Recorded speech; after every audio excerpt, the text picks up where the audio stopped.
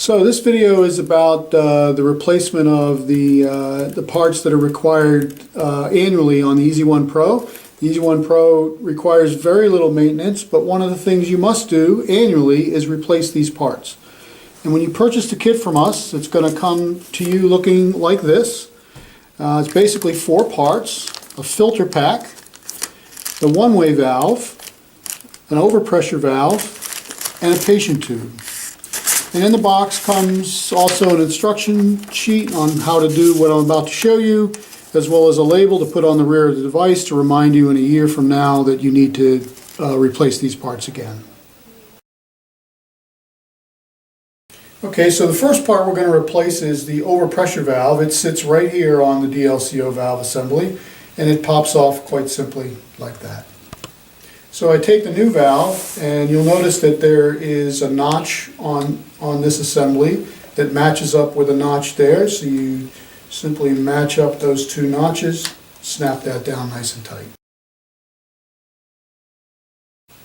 The next part we're going to replace is the one-way valve. It's this purple item here. It takes kind of about 1/8 of a turn. You pull that off. Take the new valve, just reinstall. At the end of the day, these 2 little arrows should be lined up. Okay, the next part is the patient tube, this corrugated tube. And I want you to point out that the white nut is on the end that matches the white of the DLCO valve, and the purple nut goes on the device side. They're labeled, or they're colored for that purpose.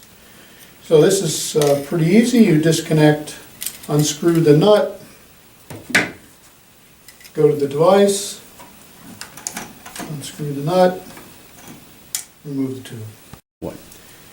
Okay, you have the new tube here. There is a nipple there that needs to line up in there, so you want to make sure that is in nice and snug before you tighten the nut down. But notice again, the purple nut goes against the purple coloring of the device, and on the DLCO valve, the white nut matches up to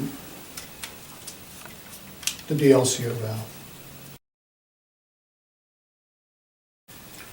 The next part is the filter pack assembly, which is on the rear of the device. All that's required to remove and replace this is a Phillips head screwdriver. One screw is all that's required to remove this part. I'm going to unscrew this Phillips head, and then the filter pack pops right off. And then the new filter pack lines right up. Again, a single screw.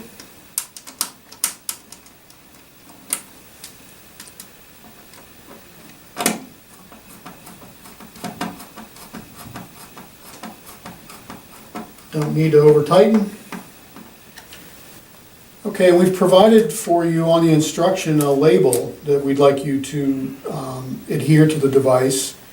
We've put a date on there, a year off from when you purchased the kit, and we recommend that you put that label right here on the device when you're done replacing the parts.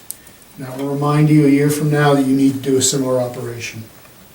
We also recommend that when you're done with all this, you do a test DLCO on yourself to make sure that all the parts came together correctly and that your device is ready to go.